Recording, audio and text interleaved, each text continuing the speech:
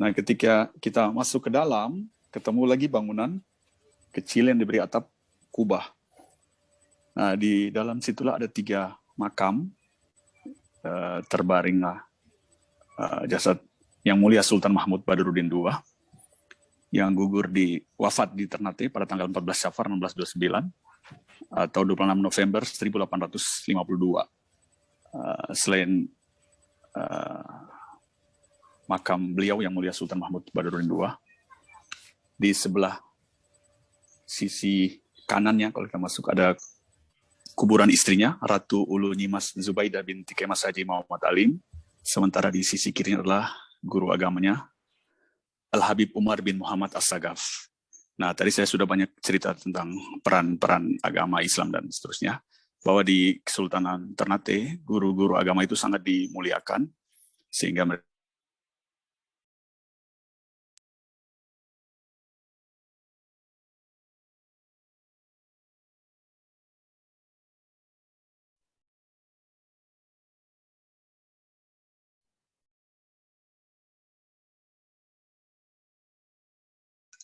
Oke, kayaknya terputus lagi nih Bang Maulana. Mungkin saya mulai baca pertanyaan aja dulu kali ya.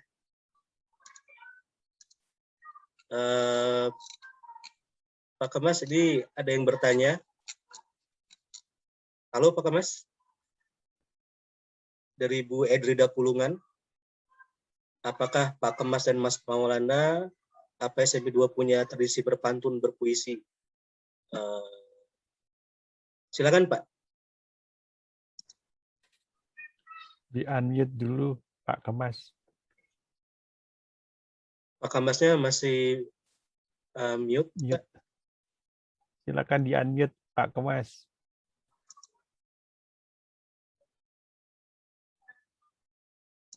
Lagi terima telepon kayaknya.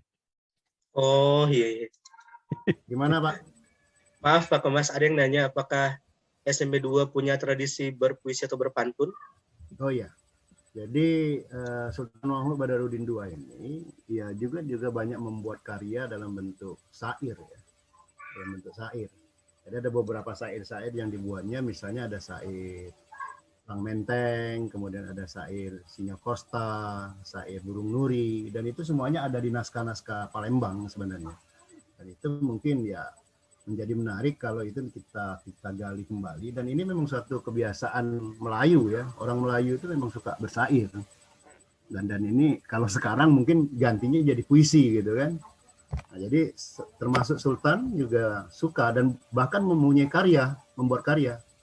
Dan mungkin Pak Adil nanti bisa memfasilitasi untuk menerbitkan karya-karya dari SMB 2 ini melalui program lembaga kajian Pak Adil di UIN, mungkin misalnya seperti itu, yang disponsori oleh UIN Raden Patah misalnya seperti itu. Jadi saya jawab ya betul, dia suka bersyair dan bahkan membuat karya. Oke. Ada pertanyaan lagi dari Bu Rizka Dastiani, Pak Kemas. Apakah para keturunan SMP 2 ada yang melakukan rutin napak tilas leluhurnya? Silakan Pak Kemas. Ya, kalau rutin itu saya tidak bisa jawab ya, apakah rutin itu dalam kategori setiap tahun atau dalam waktu tertentu atau dalam tiap bulan seperti itu. Namun setiap waktu saya lihat banyak sekali zuriat-zuriat dari SMP 2 ini yang silih berganti berdatangan ke sana ya, ke Ternate. Ya memang tadi sudah kendalanya, pertama satu karena memang jauh jaraknya, kedua biaya yang untuk ke sana tuh cukup tinggi seperti itu. Di zaman saya aja 2010 waktu itu menghabiskan 7 juta untuk berangkat ke sana satu orang. Ya, lengkap dengan akomodasinya. Nah, mungkin sekarang bisa sampai 10 kalau saya prediksi satu orang. Jadi memang kalau tidak ada kesempatan-kesempatan penting seperti Pak Adil tadi bercerita pengalamannya, kebenaran sedang ada tugas dinas ke sana misalnya kan. Nah, hal-hal yang seperti itu dimanfaatkan.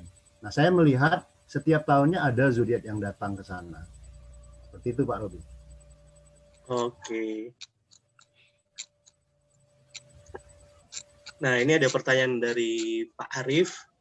Pak Arif tadi bertanya, apakah SMP 2 meninggalkan catatan seperti Imam Bonjol dan Pangeran di Ponegoro ketika dibuang ke Manado dan Makassar? Silakan Pak Kemas. Oh iya. Kalau catatan banyak sekali ya, catatan banyak sekali dalam bentuk manuskrip, tapi kita banyak menemukan catatan-catatan itu dari pihak keluarga. Salah satunya mungkin yang sedang saya kaji ini adalah catatan Raden Haji Abdul Habib, cucu beliau yang tinggal di sana. Nah, dia banyak mencatatkan semacam diare lah ya, semacam catatan harian. Nah, dari Raden Abdul Habib ini kebenaran sudah kita baca bersama Pak Adil juga di lembaga kajian. Nah, tinggal nanti kalau ada waktu dan ada kesempatan tinggal kita terbitkan saja. Nah, tentu juga ada catatan-catatan lain. Banyak sekali catatan-catatan itu dalam bentuk manuskrip. Nah, jadi intinya kalau ingin membuka sejarah kembali tentang terkait SMB 2 dan Kesultanan, ini harus sumbernya salah satunya adalah kajian naskah, catatan-catatan yang ada di naskah. Karena catatan-catatan ini dicatat langsung oleh mereka-mereka yang ada pada saat itu. Terima kasih. Oke. Nah, ini pertanyaan mungkin lebih pas bila dijawab oleh Bang Maulana nih. Izin bertanya dari Pak Abdi, apakah dengan adanya Kampung Palembang waktu itu terjadi asimilasi budaya dengan penduduk Ternate yang masih eksis sampai sekarang? Silakan Bang Maulana. Terima kasih. Saya masuk lagi. Mohon maaf tadi nggak tahu terputus sampai di mana. Sama Bang. Aduh. Izin Bang. Sinyalnya ikut Pertanyaan ini, mungkin nggak dengar naik dulu. turun. Oh ya, siap. Saya sudah baca tadi. Nah. Terima kasih. Sejauh yang kita teliti sampai ke detail belum kita temukan sebenarnya. Jadi kita masih miskin, jujur aja kita masih miskin riset-riset apa istilahnya itu, diaspora, perpaduan budaya Palembang dan Ternate belum terlalu kuat. Kenapa? Karena sesudah era residen Ternate, nama kampung itu pun bahkan hilang. Jadi sesudah Indonesia merdeka atau zaman sekarang lah, kita tanya ke anak-anak muda zaman sekarang sampai ke usia 30-an pun mereka nggak tahu ada Kampung Palembang di Ternate. Yeah. Jadi yang tahu Kampung Palembang di Ternate itu hanya yang baby boomers lah. Saya aja tahunya dari nenek saya. Kemudian terakhir yang tahu ibu saya. Jadi sampai di angkatan ibu saya aja tahu ada Kampung Palembang di Ternate. Sesudah itu hilang sama sekali narasinya. Bagi orang umum ya. Tentu saja bagi keluarga anak keturunan Sultan Mahmud Badarudin II pasti tahu betul, apalagi orang Palembang pasti tahu betul. Tapi narasi atau nama Kampung Palembang pun itu hilang di telan masa. Kapan? Ya sesudah merdeka itu sendiri. Jadi untuk keberadaan kampungnya aja sudah hilang dari pengetahuan publik. Untuk menjawab pertanyaan tadi, mohon maaf kami belum melakukan riset-riset detail apa pengaruh akulturasi budaya Palembang di Ternate. Kalau yang lain banyak sekali sudah muncul di kuliner, pakaian dan seterusnya. Tapi kalau khusus untuk Palembang ini, jujur saja kita perlu riset yang lebih detail. Kami penasaran, makanya ingin bergabung di acara ini biar dapat masukan sebenarnya. Sebagaimana Pak Fadli atau sahabat tadi sudah menyampaikan, kurang lebih seperti itu. Langsung saya jawab pertanyaan kedua nggak? Ya, ini dari Bu Rizka nih. Dari Ibu Rizka. Halo Ibu Rizka. Ibu Rizka kayaknya pernah ke Ternate nih. Ya, betul. Iya, Pak. Betul. Juga. Gimana kabarnya, Pak? Alhamdulillah. Jadi saya sebenarnya banyak teman-teman di sini yang hadir nih. Saya kalau sapa satu-satu waktunya nggak cukup durasinya. Ibu sapa tadi Apriani juga saya kenal dari Ikatan Arsitek Indonesia Sumatera Selatan. Sudah pernah ke Ternate banyak lah. Jadi sudah pernah lihat lah kondisi fakta realitanya di Ternate yang tidak berbekas sama sekali Kampung Palembangnya. Tapi menarik karena ada ceritanya. Jadi kekuatan narasi itulah yang perlu kita jaga, apalagi riset-riset seperti kata Pak Ari tadi. Banyak naskah yang dimiliki, sayang sekali kalau tidak ditelusuri dan dikuatkan lagi narasinya. Nah, pertanyaan dari Ibu Rizka, apakah ada peran serta pemerintah Palembang dan pengelolaannya atau mungkin dari pemerintah Kesultanan Ternate? Nah, ketika kami tanya ke pengelola makam, honornya itu, honor yang kemarin-kemarin itu atas bantuan dari pemerintah Palembang. Jadi dikirim ke pemerintah Maluku Ternate, kemudian dibayarkan honor untuk pengelola makamnya. Itu informasi dari penjaga makamnya, juru kunci lah istilahnya. Kemudian sesudah pandemi ini kami nggak tahu bagaimana tata kelola makam dan seterusnya, karena murni otomatis semua kegiatan berhubungan dengan sosial budaya di Ternate dihentikan, di stop dulu karena pandemi, sehingga untuk urusan pemerintahan masih belum sampai sedetail itu. Peran kesultanan dan seterusnya juga tetap ada, pengakuan keberadaannya kuat di cerita sebenarnya. Kekuatan ceritanya tetap ada dan diketahui sampai di Kesultanan Ternate, termasuk cerita Mufti tadi. Jadi cerita Al-Habib Umar bin Muhammad As-Sagaf itu juga kita dapat dari Kesultanan Ternate. Jadi mereka tahu betul, jadi Sultan Ternate dan Sultan Palembang itu sama-sama belajar Islam dari Habib yang sama dan sama-sama saling mempengaruhi dalam peradaban keislamannya. Tapi kita belum tahu detailnya seperti apa. Itu bikin saya penasaran juga, seperti apa sih, apakah ada syair-syair, ada pantun, puisi yang tadi sudah ada yang tanyakan. Karena di wilayah Kesultanan Ternate, kita punya banyak kitab juga, dan punya banyak tradisi yang berhubungan dengan Islam. Salah satu tradisinya tradisi Maulid Nabi. Bapak Ibu sekalian bisa membayangkan, Maulid Nabi di Ternate itu dirayakan 1 bulan penuh. Jadi kalau untuk usia bapak-bapak seperti saya nih, kita akan diundang untuk baca maulid tuh bisa berkali-kali. Hari ini baca, besok baca di rumah yang satu, lusanya di rumah yang satu lagi, besoknya minggu depan. Sampai 4 minggu tuh isinya baca maulid Nabi semuanya. Nah, di dalam bacaan-bacaan maulid Nabi, kita temukan ada beberapa kisah yang surat-surat dari kesultanan lain dan syair-syair memuji kebesaran Allah yang dibacakan kembali.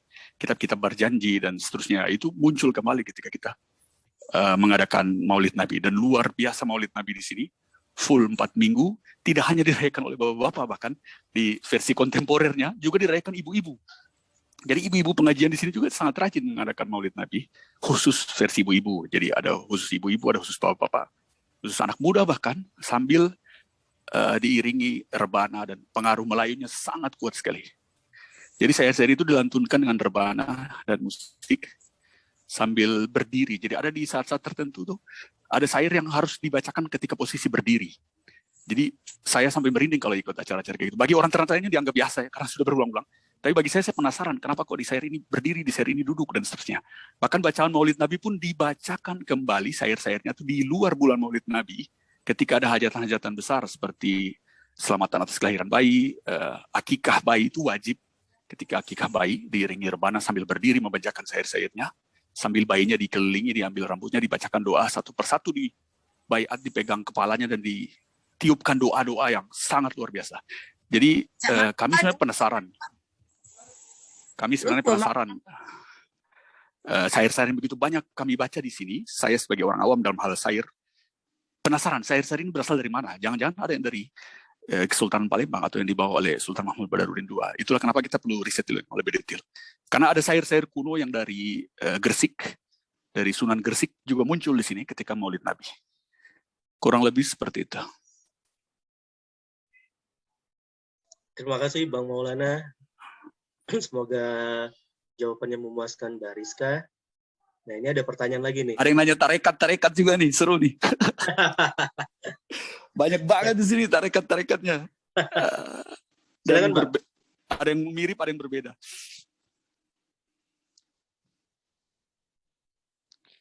Nah, ini sebentar ya. Ada yang bertanya kota pelabuhan juga nih ya. Oh iya. Kita ke Pak Kemas dulu. Silakan, saya kembalikan ke moderator. Yang tanya soal supaya dikenal generasi yang akan datang dari Lutfi Hakim ini, kenapa tidak dibuatkan muatan lokal untuk SD SMA? Nah, ini Pak Kemas, silahkan, apakah sudah ada materi muatan lokal sejarah di Palembang mengenai SMB 2? Silakan Pak Kemas. Pak Kemas masih mute Pak. Baik, tentang sejarah lokal atau muatan lokal itu sudah beberapa kali kita sampaikan kepada pemerintah kota, juga pemerintah provinsi. Banyak sekali yang kita usulkan, misalnya satu tentang pembelajaran bahasa Palembang atau Bobaso. Itu yang pertama. Itu sudah pernah kita usulkan, bahkan tim dari UIN juga ada yang terlibat, misalnya Bu Zuhdia dan kawan-kawan sudah mengusulkan untuk pelajaran muatan lokal di anak SD. Kemudian sejarah juga bisa kita masukkan. Dulu kan kurikulum kita memungkinkan untuk ada sejarah peminatan dan sejarah khusus gitu ya. Nah, sejarah umum. Nah, sejarah peminatan itu kan bisa kita masukkan sejarah lokal. Namun karena memang pengaturannya yang kurang bagus, sehingga memang masuknya tidak sempurna. Artinya seperti itu. Nah, mungkin perlu kebijakan khusus dari pemerintah, dalam hal ini pemerintah kota maupun pemerintah provinsi melalui dinas pendidikan, yang memang harus mengadakan tentang muatan lokal ini. Karena kalau untuk memakai jam wajib dari pelajaran sejarah itu sendiri sudah sangat terbatas seperti itu. Karena yang dipelajari dalam sejarah Indonesia itu kan luas. Bukan hanya sejarah Indonesia, juga sejarah dunia, bahkan sejarah Indonesia pun dibagi dalam beberapa fase, mulai dari zaman prasejarah, zaman kerajaan, ya, kerajaan Hindu-Buddha, kerajaan Islam, zaman pergerakan, zaman kemerdekaan dan seterusnya sampailah sekarang. Jadi untuk sejarah sendiri itu sudah sangat terbatas. Maka harusnya memang ada muatan lokal, ada materi khusus muatan lokal yang terkait dengan sejarah dan budaya lokal. Misalnya di Ternate juga harus ada seperti itu, di Palembang juga harus ada seperti itu. Ini mungkin masukan untuk pemerintah yang mudah-mudahan didengar, karena kita sudah bersuara sejak 2006 sampai dengan sekarang kita sudah bersuara, mungkin suara kita belum begitu didengar. Mungkin butuh bantuan dari stakeholder yang lain seperti itu. Itu aja Pak Robi. Assalamualaikum Pak Kemas. Ya. Ya, perkenalkan saya Lutfi dari BUMN. Sekarang ini kami kerjasama dengan Lembaga Adat Melayu Pekanbaru. Oh iya. Bikin muatan lokal di Pekanbaru. Saya pengen yang di Palembang atau yang di Ternate itu sama dengan apa yang dibuat oleh teman-teman kerjasama dengan BUMN seperti saya. Itu nanti generasi yang akan datang bisa membaca dan bisa mengikuti sejarah perjuangan kebudayaan Palembang gitu, Pak. Ya. Bagus nih. Terima kasih masukannya, Pak Lutfi. Ya, Pak. Pak Maulana itu ada usulan tuh. Terima kasih banyak Pak Lutfi.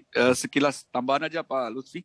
Di tahun 2017 pernah datang kurang lebih 30 orang pelajar SMA ke Ternate.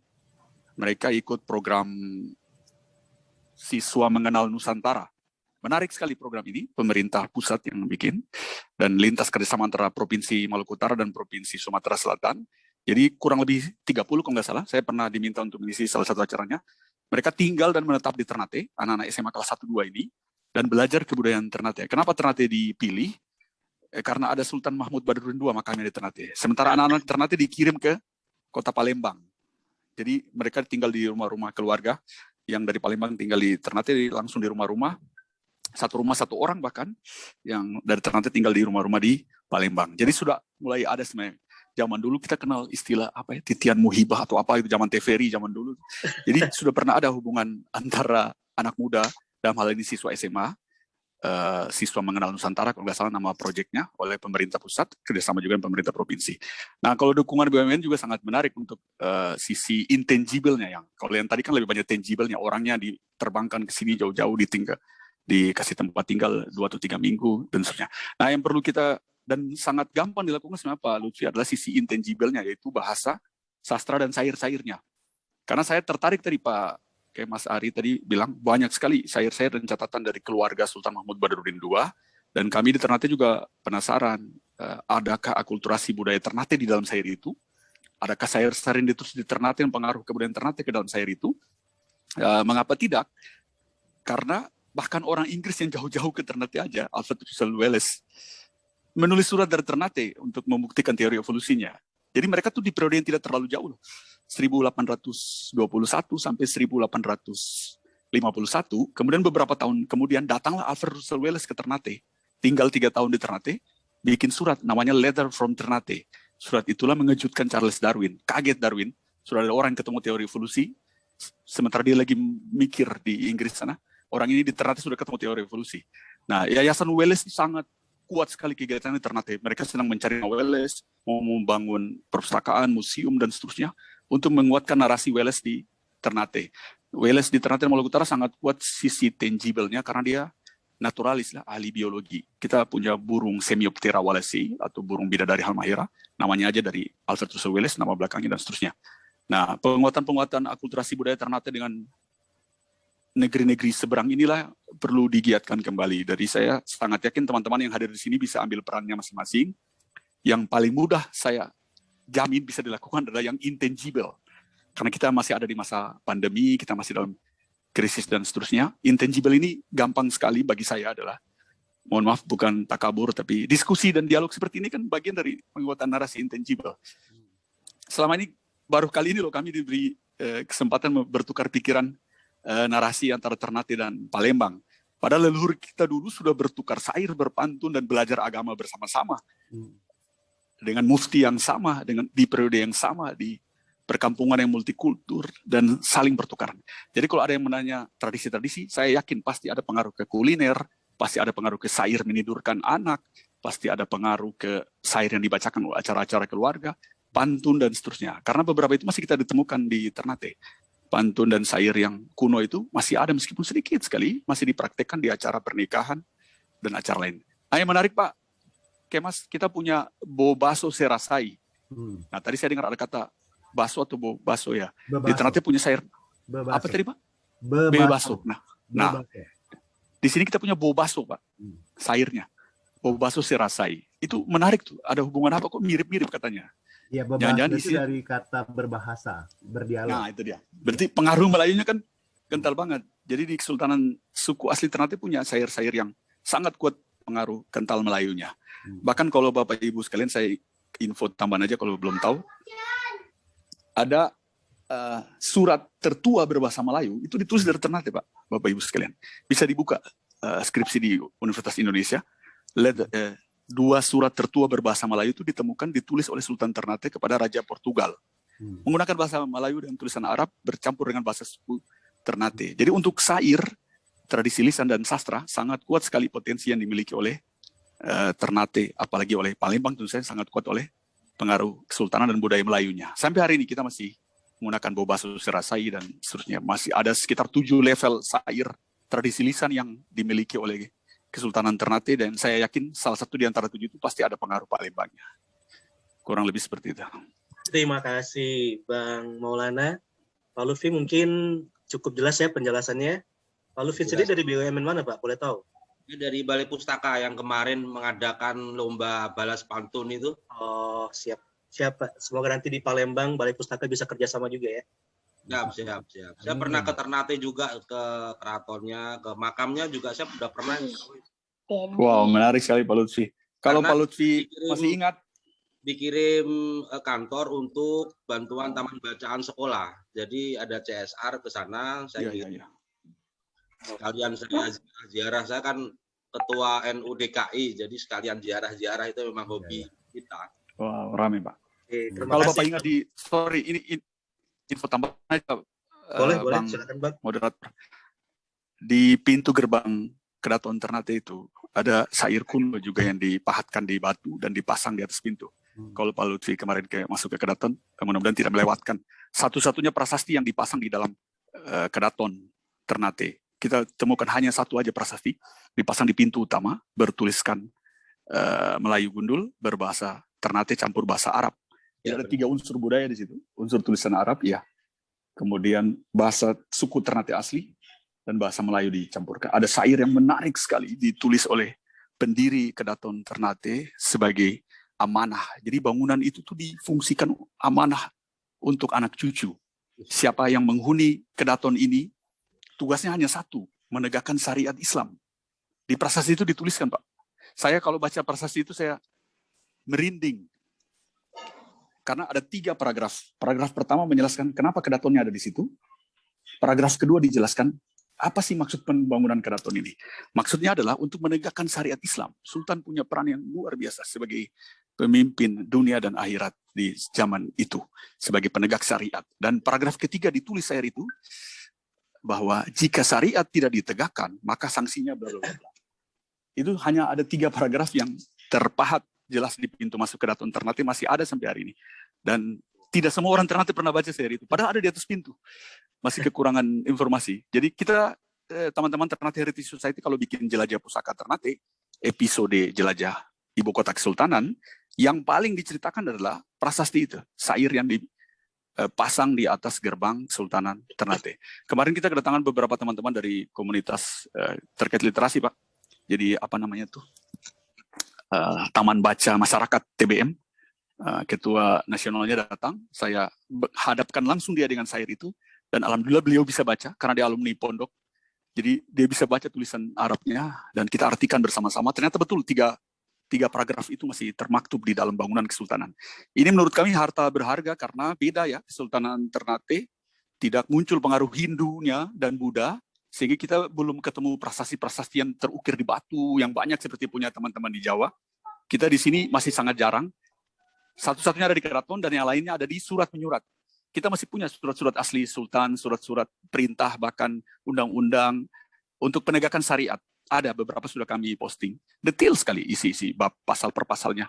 Dalam upaya menegakkan syariat Islam, sudah sangat lengkap share di Ternate dan kami sudah mengoleksinya juga. Ada beberapa yang kita temukan langsung dari KITLV Leiden dan Perpustakaan Universitas Leiden.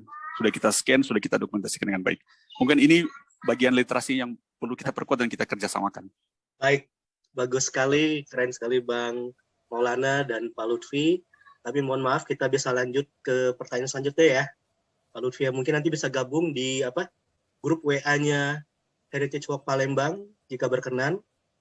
Silakan japri ke nomor 0812-9740-5621 untuk mendapatkan link dari grup Heritage Walk Palembang. Pertanyaan selanjutnya mungkin ini cocoknya untuk Pak Kemas nih. Setelah SMB 2 Palembang sudah putus, nggak ada kerajaan lagi, gitu ya? Silakan Pak Kemas.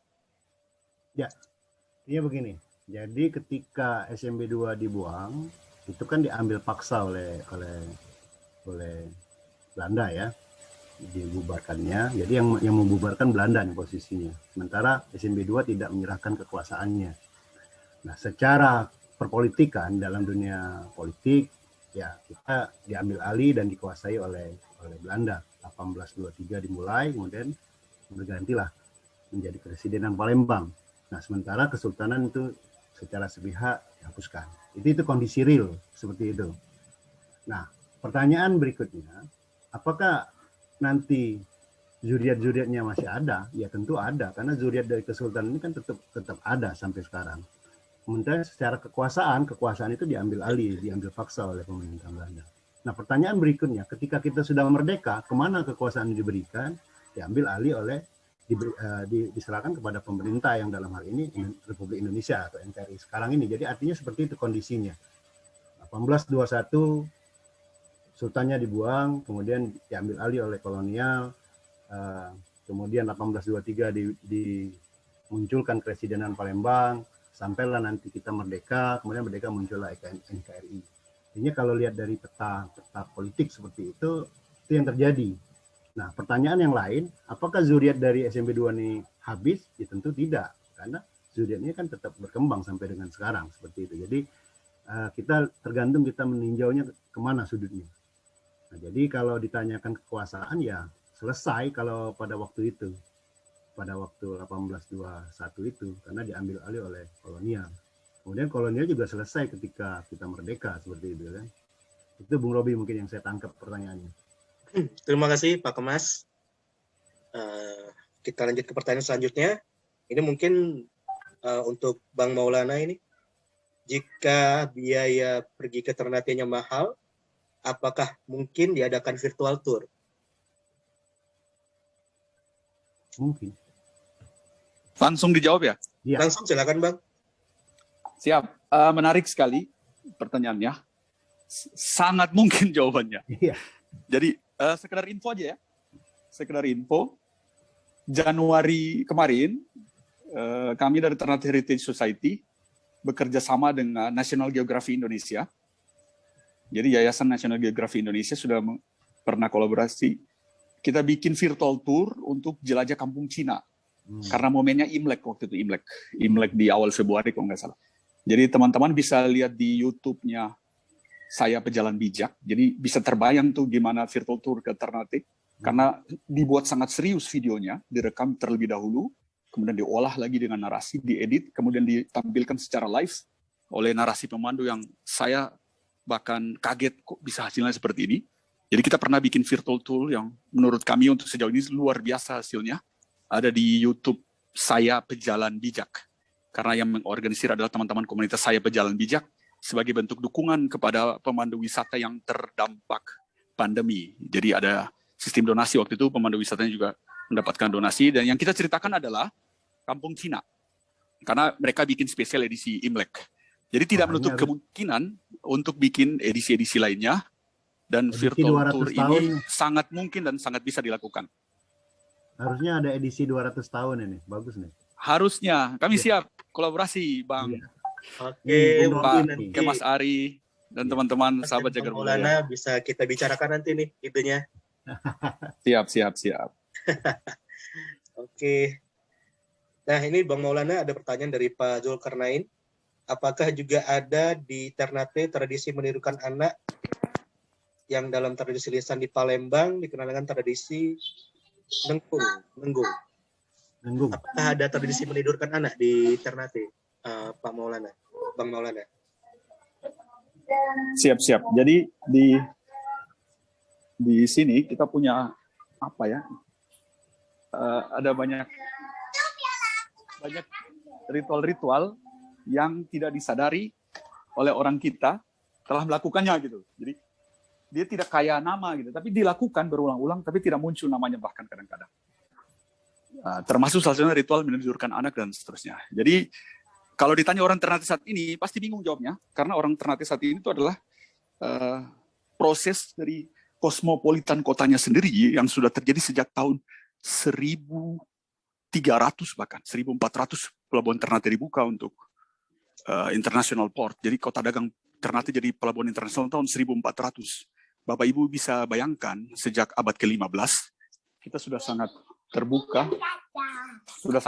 dengan kebudayaan luar. Jadi budaya aslinya bahkan kadang-kadang tergerus, sangat sulit sehingga butuh penelitian lebih detail. Nah, untuk share-share yang ditanyakan tadi, alhamdulillah saya hidup dan berkembang di keluarga orang Ternate, meskipun ibu saya keturunan dari campuran ya, Tidore dan Makiang, ayah saya asli keturunan dari Ternate, jadi lahir dan besar Ternate. Jadi kita mengalami semua ritual-ritual itu tanpa bahkan kita ketahui namanya bahkan. Jadi agak bukan rumit tapi menantang sebenarnya tradisi lisan di Ternate, belum banyak terbuka tabirnya, istilahnya masih banyak rahasianya. Jadi masih banyak adab dan sopan santun yang terjaga sehingga bagi para peneliti itu kesulitan sekali ketika mereka melakukan riset. Alhamdulillah akhir-akhir ini sudah mulai berdatangan riset-riset yang sudah muncul, misalnya di Ternate itu riset tentang bahasa aslinya, kemudian di Tidore juga. Bahkan di Tidore sudah sampai level menemukan kembali tenun kunonya yang hilang, sudah diproduksi kembali tenun kuno lewat ATBM, alat tenun bukan mesin, dibantu langsung oleh CSR-nya Bank Indonesia. Sudah ada rumah produksi, sudah ditampilkan, bahkan sudah dipakai oleh Mas Menteri ketika pengukuhan guru besar UI sebagai bentuk penghormatan kepada UI yang sudah ikut membantu riset tenun Tidore. Kain lurik Tidore yang sempat heboh waktu Mas Menteri hadir ke pengukuhan guru besar tuh, karena dia nggak pakai jas, dia pakai motif, dan banyak orang nggak tahu itu ternyata motif Tidore. Jadi bentuk penghargaan terhadap UI, Mas Menteri datang dengan kain tenun motif khas Tidore. Itu ditemukan motifnya bahkan di Leiden, di Belanda, di salah satu arsip kuno. Jadi banyak sekali tradisi lisan dan arsip yang masih berserakan di mana-mana, sehingga kalau kita bicara Ternate, agak sangat naif kalau kita hanya mencari datanya di Ternate. Karena bisa saja datanya kita temukan di negeri lain, tidak menutup kemungkinan bisa juga ada di Palembang.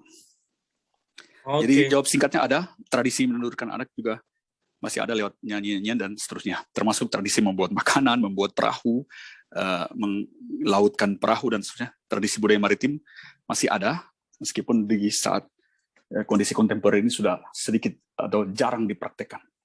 Oke. Terima kasih Bang Maulana. Ini ada 2 pertanyaan, saya langsung bacakan aja Bang Maulana ya. Siap. Pertama dari Bu Yanti, Pak Maulana sudah berapa tahun di Ternate? Yang kedua dari Pak Doni. Lahir, Bu. Pertanyaan ada beberapa ini. Apa sebab Ternate dan Tidore lebih terkenal daripada Halmahera? Padahal pulaunya lebih besar Halmahera. Lalu yang kedua, apakah sudah ada sejarah pra-Islam di Ternate? Hubungan dengan Sriwijaya dan Majapahit misalnya. Dari Pak Doni. Silakan Bang Maulana. Yang pertama dulu, menarik. Berapa tahun di Ternate, Bang? Sejak saya lahir. Jadi saya lahir kurang lebih sejak tahun 1981. Jadi tahun ini 40 tahun, alhamdulillah masih menetap dan bekerja sehari-hari di Ternate. Ketika saya kuliah itu saya termasuk orang Ternate yang paling bingung karena seakan-akan hilang identitasnya, nggak tahu belajar apa tentang Ternate. malah lebih banyak tahu sejarah orang lain gitu. Ketika kuliah di Jawa lebih banyak tahu sejarah Jawa. Ketika kita SD kita lebih banyak tahu siapa zaman Orde Baru itu, mulai dari Teuku Umar, Cut Nyadin, Ibu kita Kartini, segala macam sejarah luar itu kita hafal. Sejarah tokoh-tokoh kita sendiri kita nggak tahu sama sekali. Jadi di periode Orde Baru hilang tuh data sejarah ternyata, tidak ada satupun dimunculkan di buku narasi sejarah. Kalaupun muncul hanya 1 atau 2 paragraf, itu pun sudah digabung dengan sejarah Tidore. Jadi lucu, nyambung ke pertanyaan kedua. Memang kalau kita melihat Maluku, yang paling menonjol ada Ternate dan Tidore, karena di masa penulisan sejarah Orde Baru, Orde Lama dan Orde Baru, narasi yang dimunculkan hanya selalu Ternate Tidore, Ternate Tidore. Kenapa demikian? Karena inilah narasi-narasi warisan Belanda. Paling banyak dicatat oleh Belanda itu Ternate dan Tidore. Kenapa demikian? Karena mereka berdua inilah ibu kota utama yang menguasai pasar. Jadi pelabuhan utamanya, pasarnya utama itu ada di situ. Dan lebih berkembang Ternate pada periode residen, karena ibu kotanya dipasang di Pulau Ternate, bukan di Pulau Tidore. Nah, kalau sebelum kedatangan Belanda, dua-dua sama kuat, karena Tidore di backup atau dikongsikan dengan Spanyol, sementara Ternate kongsi dengannya Portugis, masing-masing punya pelabuhan, masing-masing punya narasi, tulisannya juga sangat banyak dan sangat kuat. Bahkan tahun ini adalah tahun spesial buat Tidore, yaitu 500 tahun dirayakannya pelayaran Magellan. Meskipun Juan Sebastian Elcano yang tiba di Tidore, Magellansnya sudah wafat sebelum sampai Tidore. Tahun ini benar-benar dirayakan, kedutaan Spanyol dan Portugis bahkan kerjasama untuk datang ke Tidore, memasang prasasti dan seterusnya. Nah, ini pelajaran buat kita semua. Saya mau sedikit sharing. Orang dari Spanyol aja datang jauh-jauh ke sini, bikin prasasti, hanya 2 bahasa dia taruh di situ, bahasa Spanyol dan bahasa Indonesia. Dan dia menceritakan dia pernah ada di 2 pulau ini. Saya pertama kali lihat prasasti itu kaget saya. Kenapa orang dari luar seakan-akan mengulang sejarah 500 tahun lalu mereka hadir di sini, padahal kehadirannya tidak serta-merta membawa sesuatu yang positif. Ada banyak cerita-cerita dan periode kelam di masa penjajahan, tapi mereka kembali 500 tahun kemudian memasang prasasti di titik-titik strategis di mana mereka berada. Tidore dipasang di beberapa titik yang diyakini Elcano pernah berlabuh 500 tahun lalu. Di Ternate dipasang di situs Benteng Castella. Ada lucu ya, jadi ada prasasti bertetangga dengan prasasti di Benteng Castella yang menceritakan bahwa Spanyol pernah hadir di Ternate dan membangun kota di Ternate. Jadi mereka sedemikian getolnya datang membawa prasasti untuk menceritakan, hey, dulu kita pernah ada di sini loh, bikin kota di tempat kalian. Nah, kita berkaca ke kita sendiri. Terus kita bikin apa? Kita punya narasi kuat Sultan Mahmud Badarudin II, punya narasi kuat di pertanyaan ketiga tadi, zaman Majapahit, Sriwijaya. Tapi anak generasi milenial dan generasi Z dan Alpha seterusnya, mereka tahu apa? Tidak pernah muncul di ruang publik narasi-narasi kuat ini. Bahkan orang dari luar yang datang membawa narasi mereka sendiri. Ini PR buat kita bersama. Kita kekayaan datanya begitu kuat, tapi tidak pernah ditampilkan. Karena kalau ditanya, masih di riset, dan seterusnya. Nah, apa salahnya kalau beberapa penggalan riset ditampilkan dulu? Nanti kan bisa dilengkapi, dan seterusnya. Itulah budaya literasi dan narasi kita yang masih sangat lemah di ruang publik. Karena dalam hal ini saya latar belakangnya arsitektur, jadi saya banyak menyinggung ruang publik, ruang terbuka, di mana narasi-narasi lokasi, dulu ada pelabuhan ini, dulu ada makam ini, tidak kuat muncul, ditampilkan ke ruang publik. Kurang lebih seperti itu. Ada pertanyaan ketiga ya, bagaimana sejarah Ternate sebelum kedatangan Islam? Betul, Bang. Nah, kalau tanya ke tradisi lisan lebih unik jawabannya tuh. Jadi orang Tidore percaya betul ketika pelayaran ini tradisi lisan ya, tidak bakalan ketemu di catatan sejarah manapun. Jadi orang Tidore percaya betul ketika armada Majapahit mau mendekati Kepulauan Maluku, itu kan sama-sama kuat kita. Mereka di barat, kita di timur. Ada utusan dari kesultanan yang bertemu di tengah laut sebelum masuk perairan Maluku ya. Ketika utusan Kesultanan Tidore naik dan menginjakan kaki di atas kapal armadanya Mahapati Gajah Mada, kapalnya berguncang dan menyatakan mereka nggak berani masuk Maluku. Jadi memang tidak muncul narasi Ternate Tidore di Sumpah Palapa itu dan seterusnya. Karena orang sini percaya, yang kita dapat data dari Tidore, bahwa tidak ada itu proses penyatuan Nusantara Mahapati Gajah Mada sampai ke Ternate dan Tidore. Karena kita punya wilayah kekuatan maritim dan kekuatan apa istilahnya sendiri. Kalau Bapak Ibu sekalian mohon dikoreksi ya, kalau data sejarah saya melenceng karena saya bukan ahli sejarah. Saya lebih banyak teliti sejarah kota Ternate khususnya. Disebutkan bahwa jauh sebelum kedatangan orang-orang Eropa, kita sudah ada peradaban, sudah bertemu dengan orang dari berbagai suku Melayu, Cina, Jawa, dan berbagai macam etnis yang sudah berdagang di sini. Bahkan di tahun 1400, kepala pelabuhan Ternate itu adalah orang Cina langsung, yang dipercaya oleh Sultan Ternate sebagai Syah Bandar. Jauh sebelum itu sudah hebat, sudah ada pelabuhan dan seterusnya sudah dibangun. Nah, meskipun sekarang miskin narasi karena tidak muncul ke publik, kurang lebih seperti itu. Panjang Bang Robi kalau mau dibahas Ternate sebelum kolonial. Karena kayaknya belum banyak dipublikasikan. Tapi ada, dan itu kita rasakan sehari-hari di sini kalau kita mau tahu, ingin cari tahu, mau dengar cerita orang-orang tua dan seterusnya. Kalau Hitu itu di mana? Kenapa Pak? Hitu Tuh di Maluku bagian tengah agak ke selatan Pak. Oh gitu. Ini juga menarik Pak Hitu, karena pemuka kerajaan atau pemimpin kasta tertinggi atau Raja Hitunya itu satu angkatan seperguruan dengan Raja Ternate yang pertama kali menggunakan gelar Sultan. Jadi Sultan Zainal Abidin Shah naik tahta pada tahun sekitar 1300 kalau saya nggak salah, mohon dikoreksi. Itu menggunakan gelar Sultan sesudah kembali berguru di perguruan Giri. Nah, teman seperguruannya itu Raja Hitu. Jadi mereka sama-sama belajar di Sunan Giri. Tapi itu bukan Sultan pertama. Ini banyak orang salah menafsirkan. Jadi si Belanda bikin catatan Islam masuk di Ternate sesudah belajar di Giri. Padahal sebelum itu sudah ada Islam di sini. Jadi raja-raja pertama sudah mengenal Islam. Menurut tradisi lisan, raja pertamanya Islam. Jadi Sultan Zainal Abidin Shah itu, kalau nggak salah Sultan ke-belasan, 16 apa 17. Berarti sudah ada sekitar 15 Sultan sebelum itu yang mengenal Islam. Tapi di narasi, saya ketemu narasi Ternate di Museum Maluku di Utrecht. Dia nulis, ada ulama Maulana Yusuf, kalau nggak salah dari Jawa yang menyebarkan Islam di Ternate. Memang benar narasi itu. Tapi dia bukan orang pertama yang bawa Islam ke Ternate. Kan itu sudah 1400. Jauh sebelum itu dari 1200 kerajaannya sudah mengenal Islam. Bahkan sebelum itu kalau kita cari tahu tradisi lisan lebih detail lagi, lebih gila lagi fakta yang kita temukan tentang Islam masuk ke Ternate. Oke, Bang Maulana. Terima kasih banget penjelasannya. Menarik sekali. Nah, ini ada pertanyaan yang juga menarik. Bang Maulana dan Pak Kemas Hari Panji. Ketika SMB 2, ini pertanyaan dari Babe Arif. Pak Arif, ketika SMB 2 dibuang ke Ternate, apakah SMB 2 tidak bertukar pikiran dengan Sultan Ternate untuk melawan VOC? Silakan yang mau jawab duluan, silakan Pak Kemas atau Bang Maulana. Silakan Pak Kemas. Pak Kemas menarik duluan, pertanyaannya. Iya. Silakan Pak Kemas. Masih di mute, Pak? Jadi bingung juga saya Bang Robi ini kalau jawabnya. Pertanyaan Babe nih, kita harus hadir di tengah-tengah kedua orang itu sebenarnya ya. Apakah mereka ada bicara? Tapi menurut catatan, dalam catatan-catatan yang kami kaji, yang kami teliti, itu belum pernah menceritakan tentang apa yang ditanyakan oleh Babe. Tapi kalau semangat yang dilakukan oleh SMB 2, kalau saya melihat bahwa dia melakukan perlawanan.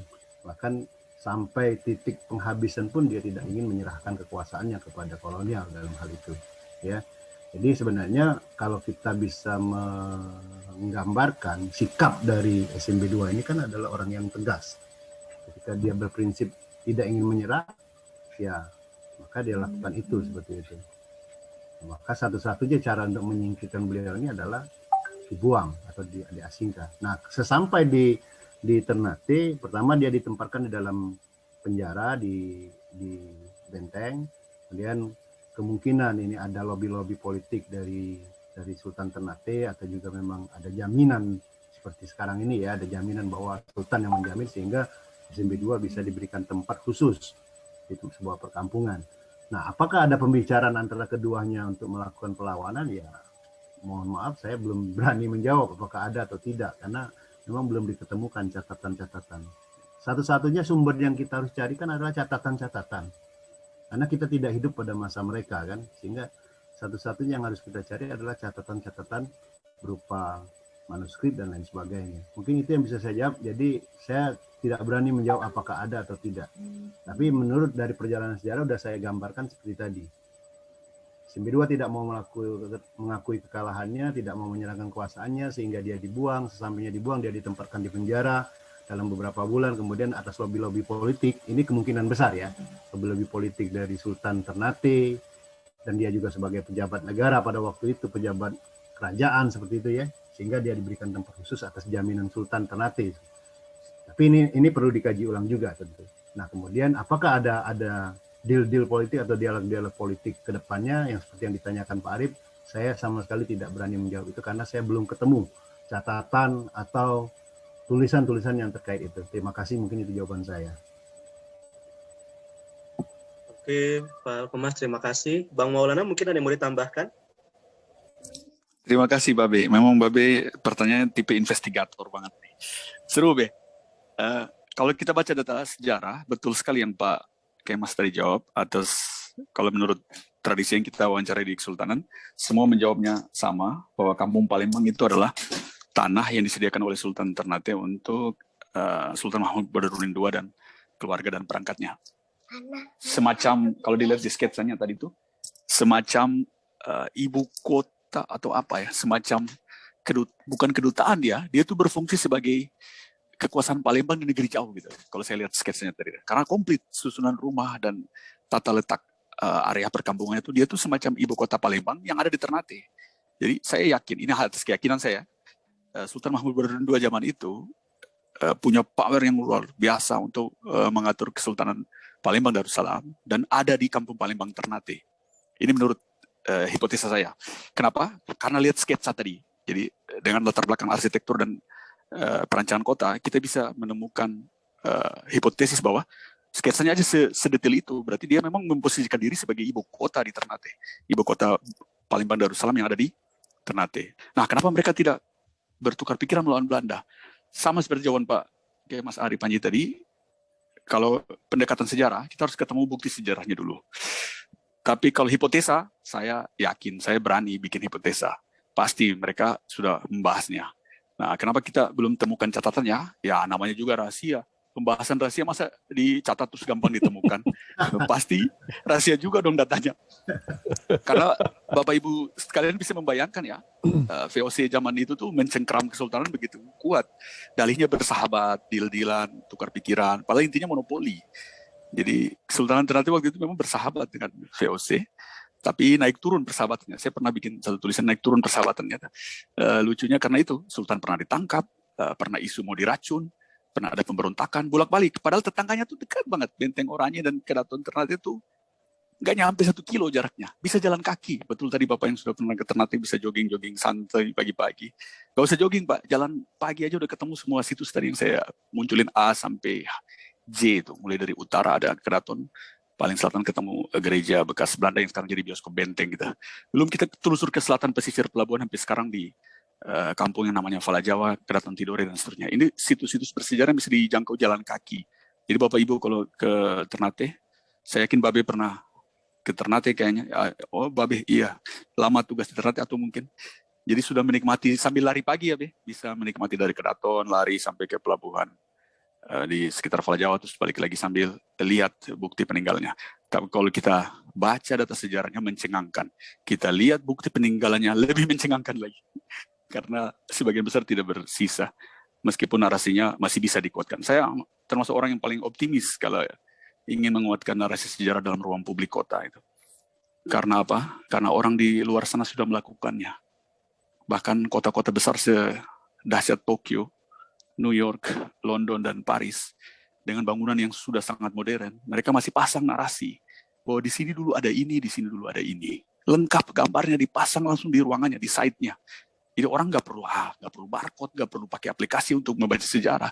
Datang langsung ke lokasinya dan nonton langsung. Itu experience-nya lebih kena itu. Jadi Bapak Ibu saya kasih challenge nih kalau pandemi udah berakhir, langsung aja book tiket ke Ternate, kita jalan-jalan sambil lihat langsung suasananya dan situasinya luar biasa dahsyat. Tapi syaratnya satu, harus baca dulu teksnya.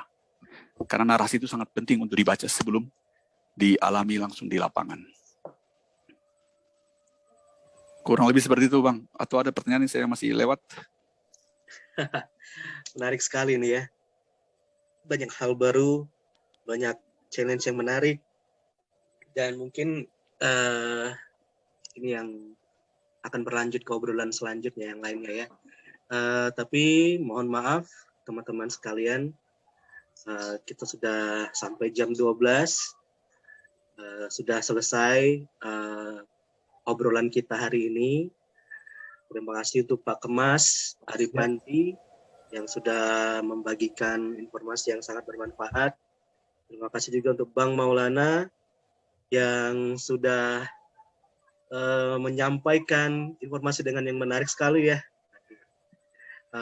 Saya yakin ini bukan obrolan pertama, walaupun ternyata menurut Pak Bang Maulana ini adalah kesempatan pertama brainstorming antara teman-teman di Ternate dengan Palembang ya, membahas soal sejarah ya. Ini mungkin akan Untuk tema ini ya. Ini mungkin akan jadi pintu gerbang untuk ruangan selanjutnya yang lebih besar, dipenuhi dengan banyak diskusi antara Palembang dan Ternate, khusus dalam tema-tema kesejarahan budaya juga. Tadi sudah ada semacam niat dari dari Win RF melalui Pak Adil tadi, yang mungkin bisa ditindaklanjuti oleh teman-teman di Ternate. Juga ada ide mengenai virtual tour yang mungkin akan kami bicarakan dengan teman-teman di Ternate, Bang Maulana tentunya. Siap. Mau bagaimana virtual tour yang bentuknya nanti, dan kita akan umumkan ke teman-teman kita di media sosial. Nah, tanpa berpanjang kata lagi, kami ucapkan terima kasih sekali untuk Pak Kemas Arif Panji dan Bang Maulana. Terima kasih atas informasi dan waktunya yang sudah disediakan untuk kegiatan ini.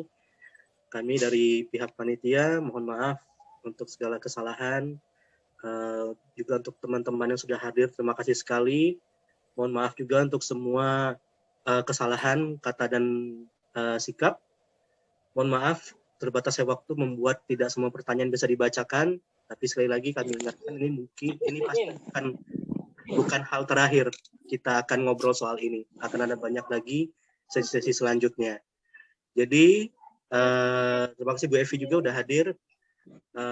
Mohon maaf teman-teman semua, kami akhiri obrolannya hari ini di sini. Sampai jumpa di kegiatan Sahabat Cagar Budaya selanjutnya. Kegiatan ini dilaksanakan oleh Sahabat Cagar Budaya Palembang bersama dengan Museum Sultan Mahmud Badarudin II di Palembang untuk memperingati 200 tahun dibuangnya eksil pengasingan Sultan Mahmud Badarudin II ke Ternate. Kami punya grup WA yang membahas mengenai heritage walk di Palembang, juga tema-tema terkait. Untuk teman-teman yang berniat bergabung dalam grup tersebut, boleh DM ke Instagram Sahabat Cagar Budaya PLM. Oke, terima kasih semuanya. Wabillahi taufiq wal hidayah. Wassalamualaikum.